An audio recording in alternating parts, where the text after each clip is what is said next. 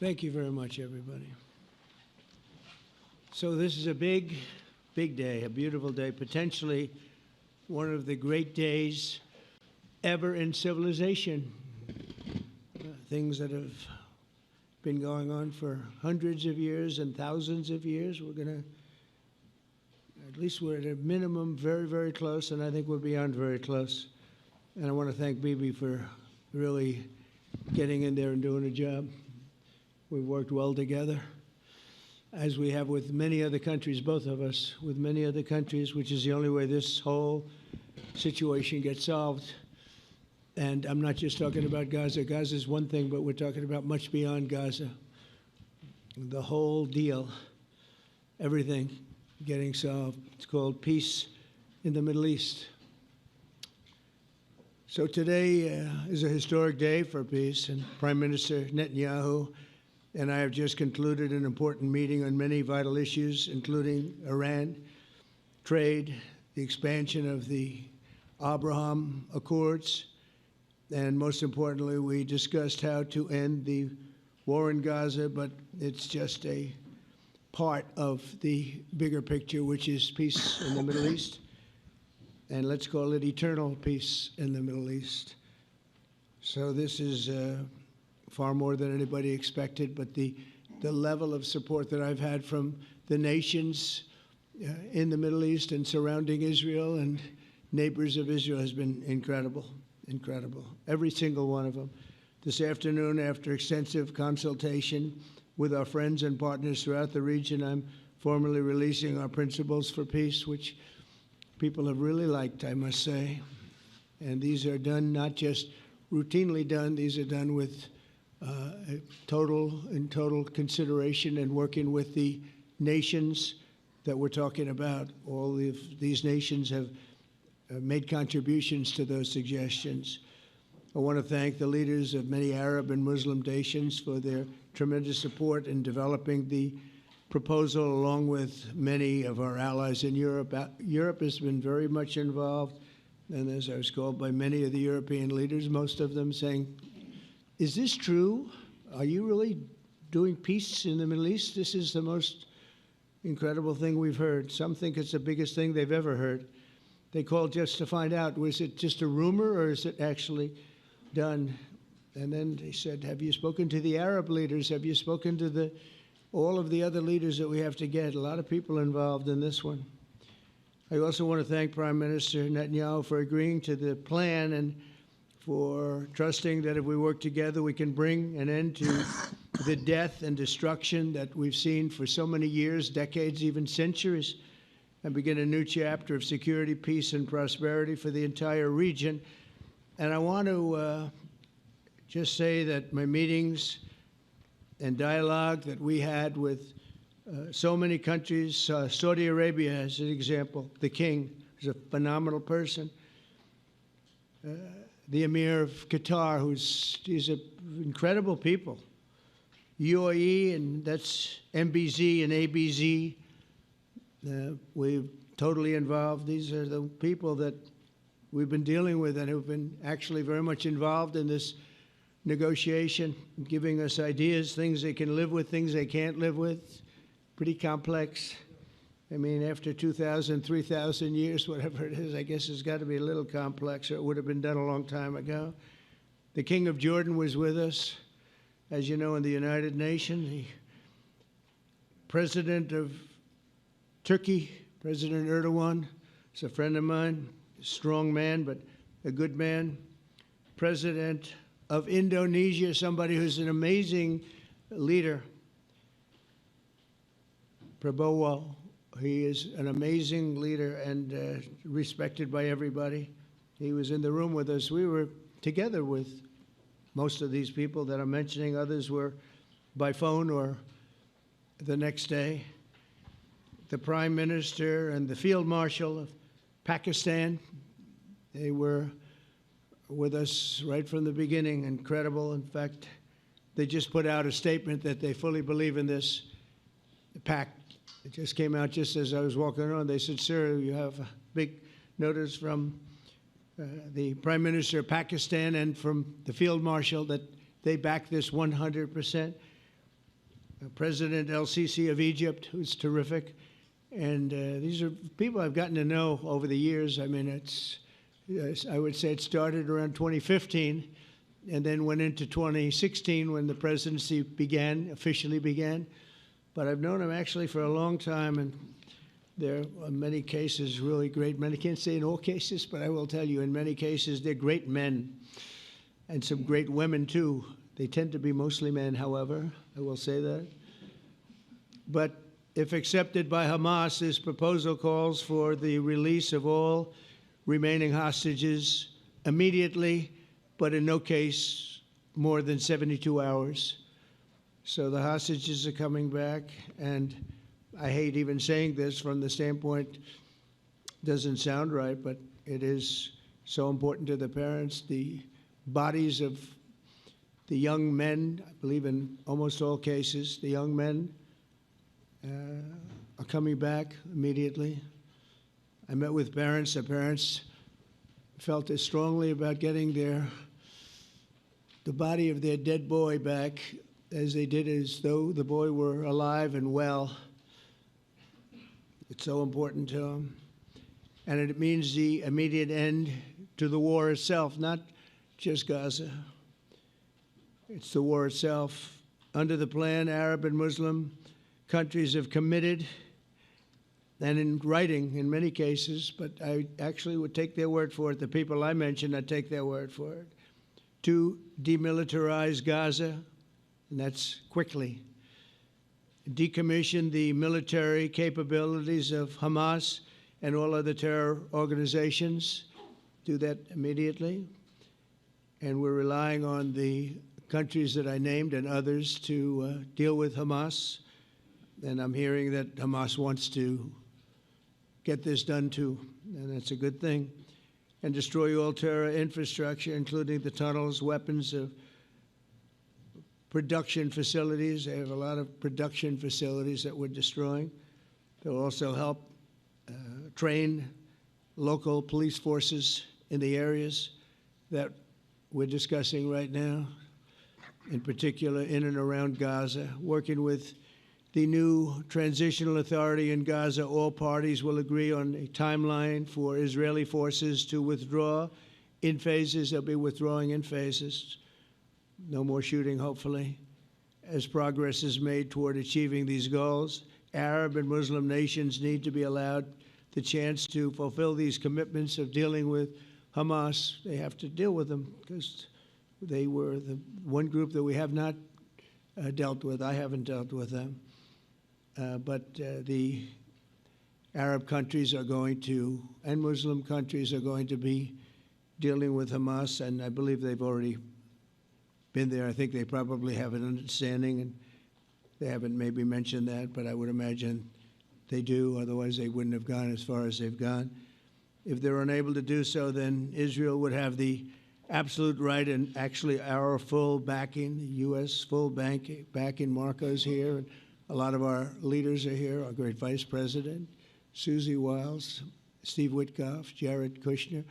They've been so involved in this process. I don't think anybody else could have done it or even come close, but it's we're right there.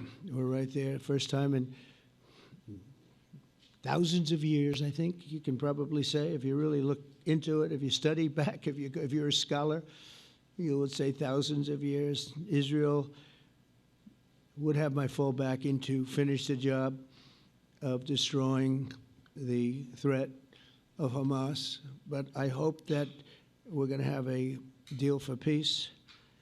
And if Hamas rejects the deal, which is always possible, they're the only one left. Everyone else has accepted it.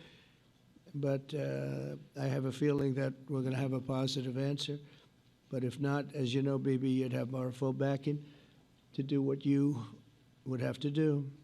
Everyone understands that the ultimate result must be the elimination of any danger posed in the region, and that danger is caused by Hamas. The tyranny of terror has to end, and this is, again, something that we're looking for. This is eternity. This is for forever. To ensure the success of this effort, my plan calls for the creation of a new international oversight body, the Board of Peace, we call it, the Board of Peace, sort of a beautiful name, the Board of Peace, which will be headed, not at my request, believe me, I'm very busy, but we have to make sure this works. The leaders of the Arab world and Israel and everybody involved asked me to do this, so it would be headed by a gentleman known as President Donald J. Trump of the United States. That's what I want, is some extra work to do, but it's so important that I'm willing to do it, and we'll do it right, and we're going to put leaders from other countries on, and leaders that are very distinguished leaders, and we'll have a board, and one of the people that wants to be on the board is the UK former Prime Minister, Tony Blair, good man, very good man, and some others, and they'll be named over the next few days, and it'll be quite the board. Working, everybody wants to be on it now. I don't know if that had anything to do. They named me and everybody else wanted to be on it. I guess they figure, well, he's a soft touch. He'll be easy to deal with. Working with the World Bank and others, it will be responsible for recruiting and training a new government that will be made up of Palestinians along with highly qualified experts from all around the world. Hamas and other terrorist factions will play no role in the board, but they'll play no role in the governance of Gaza at all, directly or indirectly. As you know, thousands of Hamas leaders have been killed and soldiers have been killed. And we can never forget October 7th, but thousands have paid the price for that. And now it's time to get our hostages back and get back to trying to build something that's really great and very important. In our meeting today, Prime Minister Netanyahu was very clear about his opposition to a Palestinian state. And he continuously mentions October 7th, and I understand that. Most people do. And I understand and respect his position on many things, but what he's doing today is so good for Israel.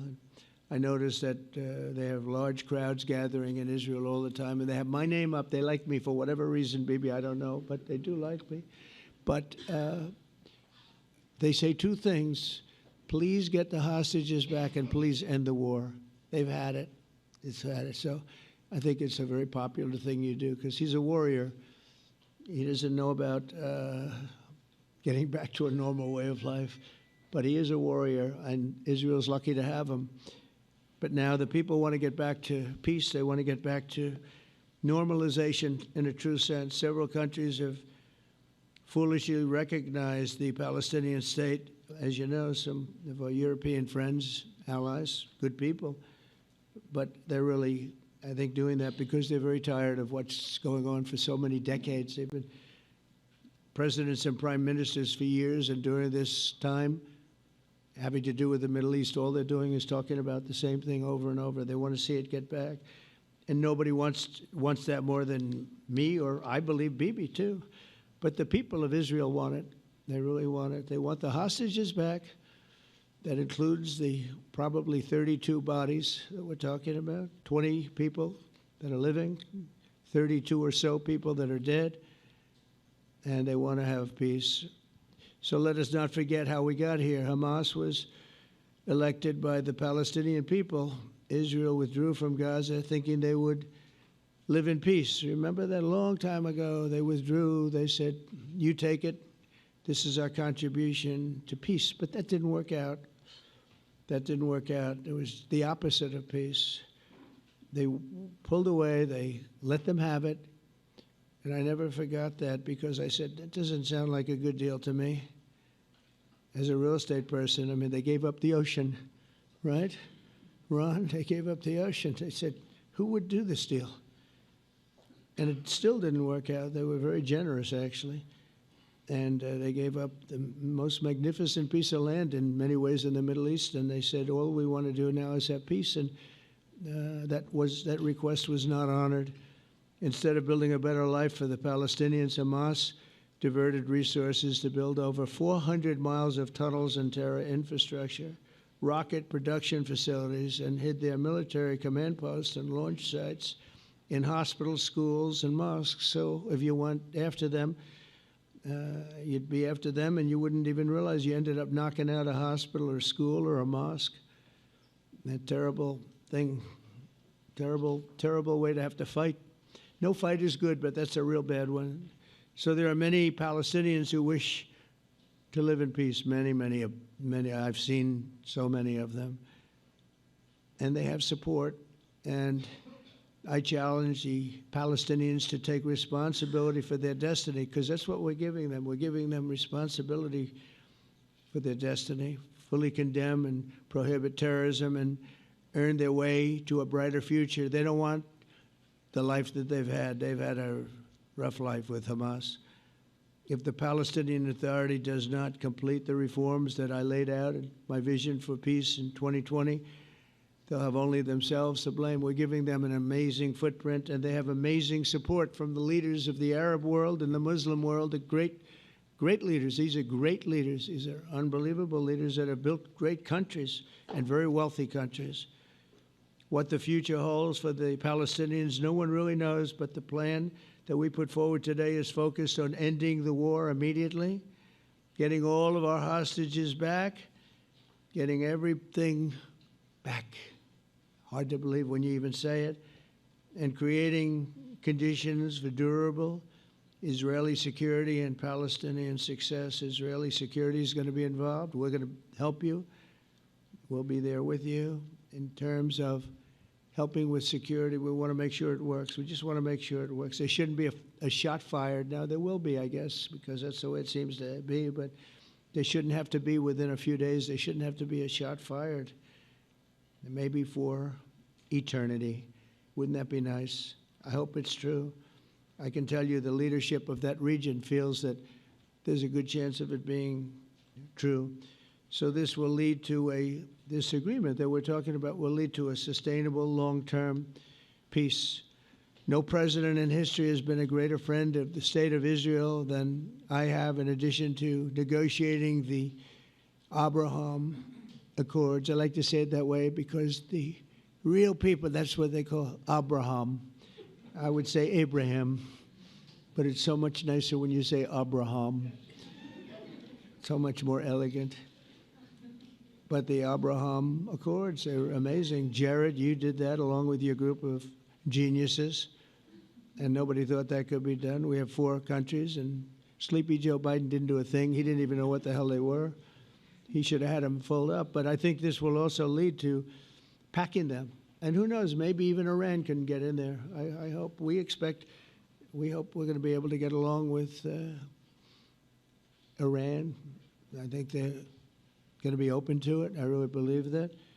But they could be a member. I long ago said, I'll bet you at some point Iran will be a member of the Accords. And little did I realize it was going to take this turn. That was some turn we did with the B-2s.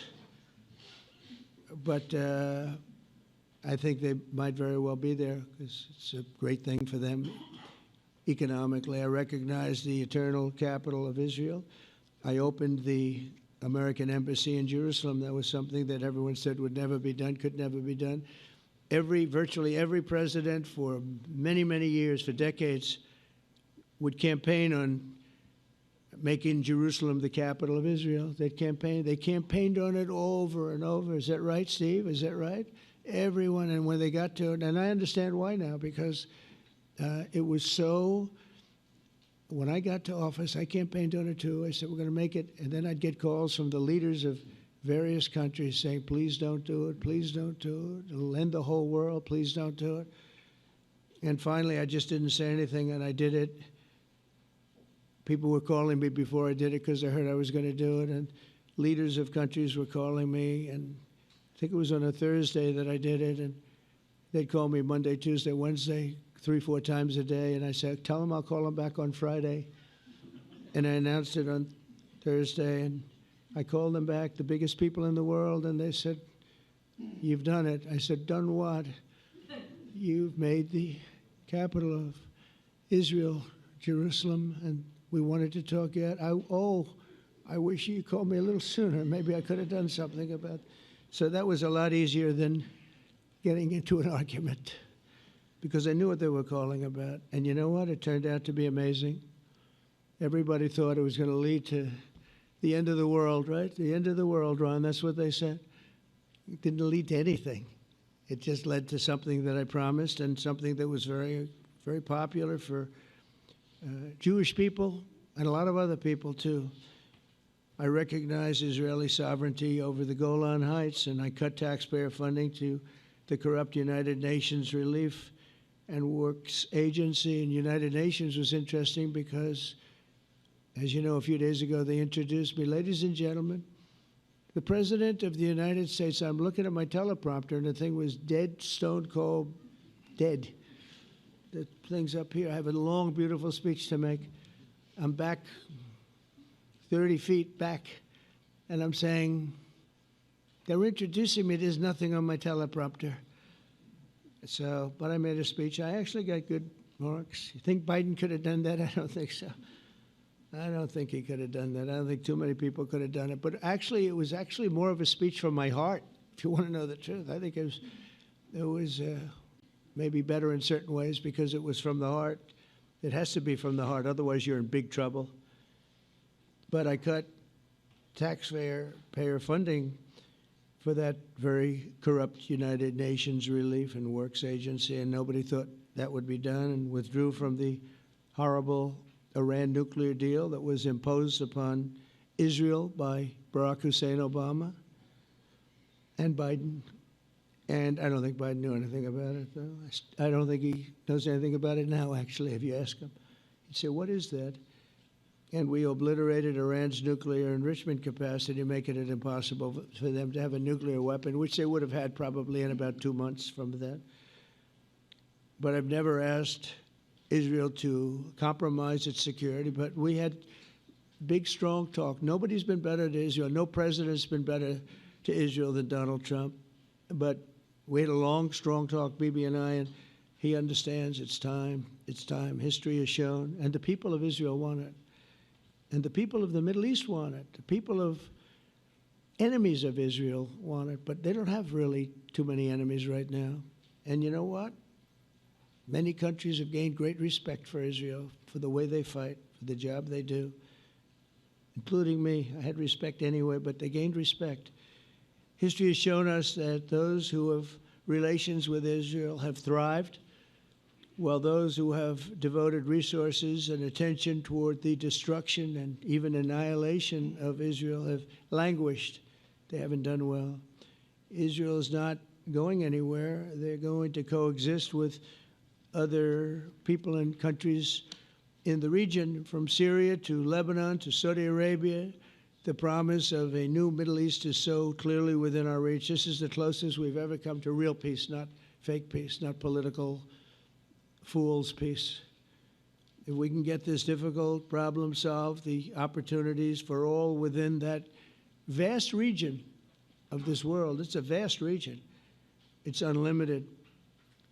The Abraham Accords show that all countries are better off when they communicate and work together and embrace new opportunities. I hope Jared and Steve and Susie and Marco and JD, we have great people.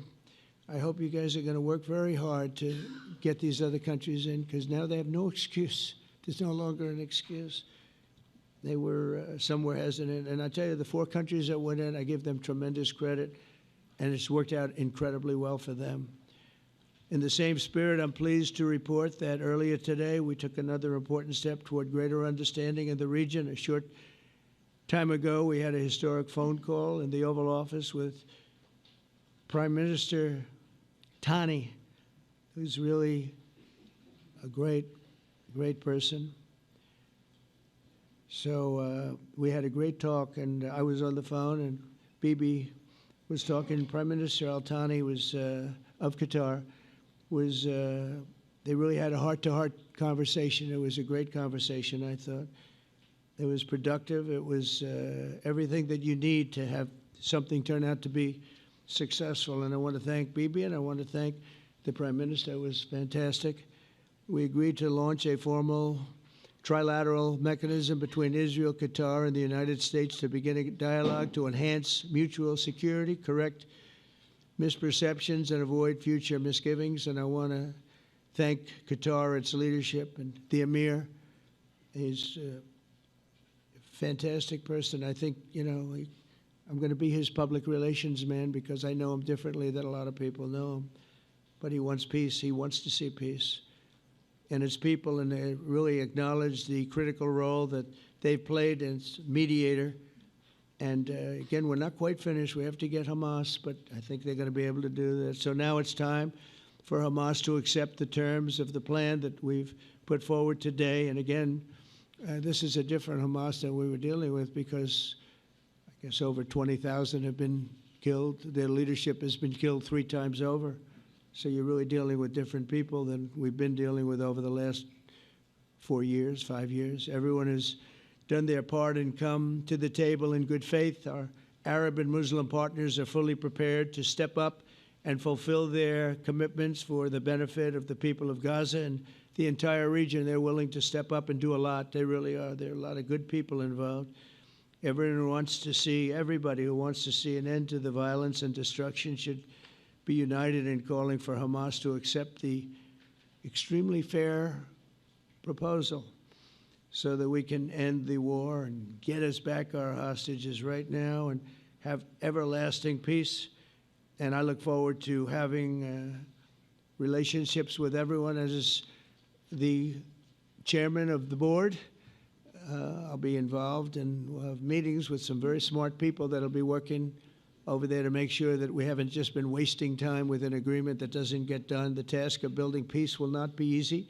There are some of the hardest problems in the world to solve, and that's why it's been going on for so many centuries. But too many lives are at stake not to try, and this was more than a try. I mean, I think this is something that gets done when you have virtually every country, and these are powerful, powerful countries that have a lot of money, and the money can make things happen. A lot of countries try, and they don't have any money. These are very rich countries that can make things happen. So together we'll forge a much safer and more hopeful future for everybody, including Israel. And I want to thank Prime Minister Netanyahu for his partnership. And I want to thank all of the leaders, the kings and the emirs and the presidents and prime ministers, people I mentioned. And they've been absolutely fantastic to work with. And it's just happened very quickly. It's happened from a couple of weeks before I had a couple of meetings, but a couple of weeks before we went to the United Nations. And we had some incredible meetings. It all came to place. It all took place, and everybody wanted to be a part of it. I don't have anybody that's saying we don't want anything to do with it. It's just the opposite. And I'll tell you, a couple of years ago, a year ago, I don't think we would have had this kind of participation, Mr. VP, right? I don't think we would have had. It's been amazing. The participation was 100%. Everybody wants to be a part of it. And everybody, those very strong countries, everybody wants it to work. So, Bibi, congratulations on this. I think this will be your crowning achievement, frankly. If this all works out, we think it will.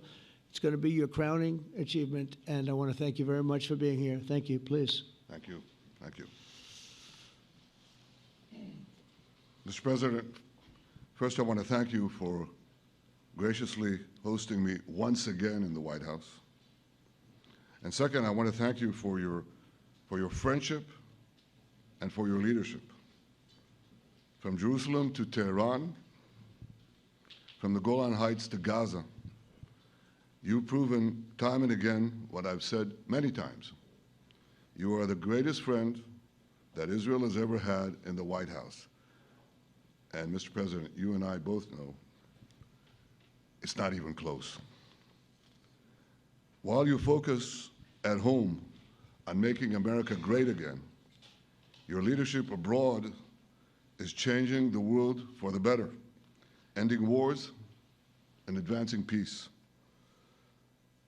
I believe that today we're taking a critical step towards both ending the war in Gaza and setting the stage for dramatically advancing peace in the Middle East, and I think beyond the Middle East.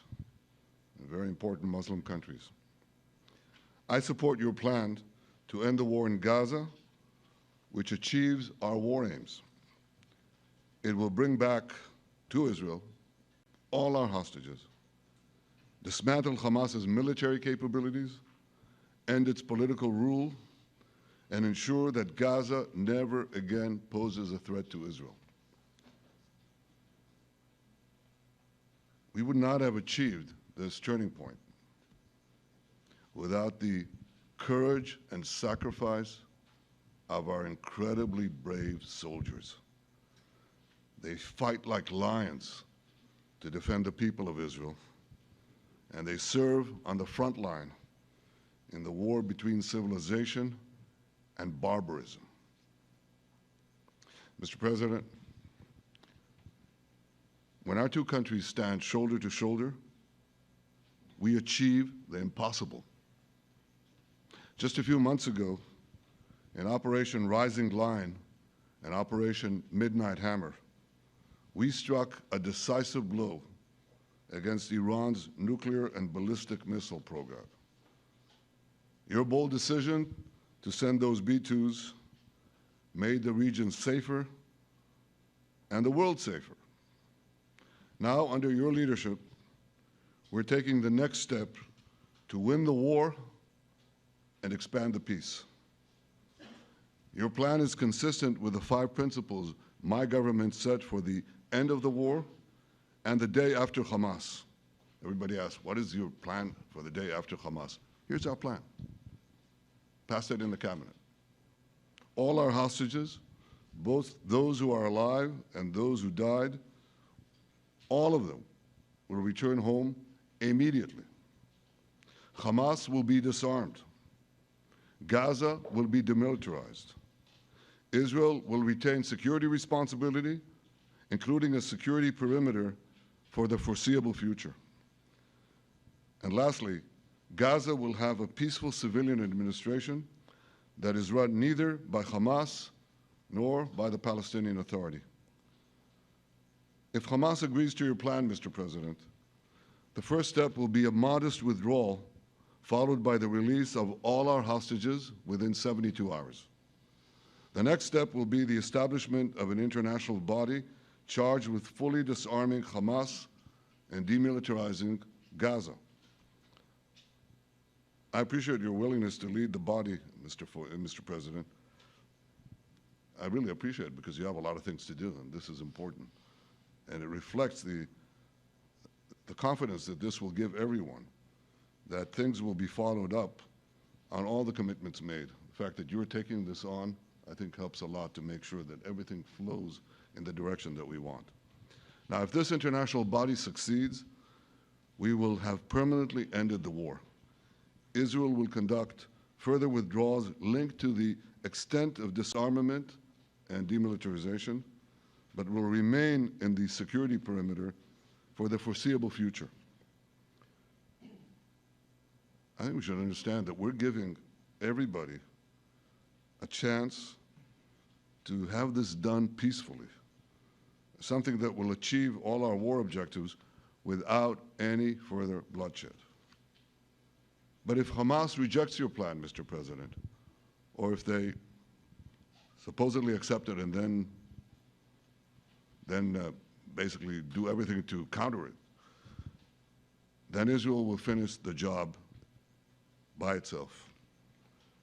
This can be done the easy way, or it can be done the hard way, but it will be done. We prefer the easy way, but it has to be done. All these goals must be achieved because we didn't fight this horrible fight, sacrifice the finest of our young men to have Hamas stay in Gaza and threaten us again and again and again with these horrific massacres. Mr. President, I was encouraged by your clear statement at the UN against the recognition of a Palestinian state. That would be an outcome that, after October 7th, would reward terrorism, undermine security, and endanger Israel's very existence. As for the Palestinian Authority, I appreciate your firm position that the PA could have no role whatsoever in Gaza without undergoing a radical and genuine transformation. In your 2020 peace plan, which you mentioned just now, you made clear what that transformation requires. It's not lip service. It's not checking a box. It's a fundamental, genuine, and enduring transformation. And that means ending pay to slay, changing the poisonous textbooks that teach hatred to Jews, to Palestinian children, stopping incitement in the media, ending lawfare against Israel at the ICC, the ICJ, recognizing the Jewish state, and many, many other reforms. It won't come as a surprise to you that the vast majority of Israelis have no faith that the PA Leopard will change its spots. But rather than wait for this miraculous transformation, your plan provides a practical and realistic path forward for Gaza in the coming years, in which Gaza will be administered neither by Hamas nor the Palestinian Authority, but by those committed to a genuine peace with Israel. I think this can be not only a new beginning for Gaza, I think it can be a new beginning for the entire region. Under your leadership, we can re-energize, well, I've got to contribute my own, we can re-energize the Abraham Accords. That's what it's called in the original Hebrew, Abraham. Abraham is fine, Abraham, however you want to call it. Under your leadership, Mr. President, we can re-energize the Abraham Accords that we forged 5 years ago. We can expand them to many more Arab and Muslim nations that choose moderation over extremism. I think there's an opportunity here. It's not going to be easy. It's tough going. But I think if we succeed, you're absolutely right. We're going to open possibilities that nobody even dreamed of. But I think we dream of them. As you've told me, Mr. President, and you've told the world many, many times, you said, remember October 7th. Remember October 7th. And we do. We will never forget the horrors of October 7th, and we will do whatever is necessary to make sure they don't happen again. Since October 7th, Israel's enemies have learned a hard truth. Those who attack us pay a heavy price, but those who partner with us advance progress and security for their peoples. President Trump just said it. It's also in the Bible. It says, those who will bless you will be blessed, and those who will curse you will be cursed. And that's actually what is happening. We want the blessings. I think we've done a lot in the past 2 years to end the curse. We're not finished, but we've done a lot. And we've done a lot together to end the curse. I want to thank your entire team for their efforts to get to this point. I especially want to thank Steve Witkoff and Jared Kushner for their indefatigable work to bring Israel and Arab states in the region closer together. I am deeply grateful to both of them for their work. We had a phone call today just to make it clear. I said to the Prime Minister of Qatar, Israel was targeting terrorists, wasn't targeting Qatar. And of course, we regretted the loss of the Qatari citizen, wasn't our target. And I very much appreciate President Trump's proposal to have a trilateral body, the United States, Israel, and Qatar, to work out respective grievances. There are quite a few. But if we could try to mitigate them or put it on a different footing, I think that'll be good for everyone. Above all the people, the fine team, and many helpers who've done this, I want to thank you, Mr. President. History has already shown that under your leadership, Israel and America can change the face of the Middle East. And today I'm hopeful that your plan to end the war in Gaza will do so again and do so soon. It will free our hostages, end Hamas's tyranny in Gaza, and enable a more secure and prosperous future for the peoples of our region. Thank you, Mr. President. May God bless America. May God bless Israel. May God bless the indispensable alliance between our countries, And may I add, in Hebrew, G'mar Chatima Tova, may we all be inscribed in the book of life. Thank you. Thank you very much, Bibi.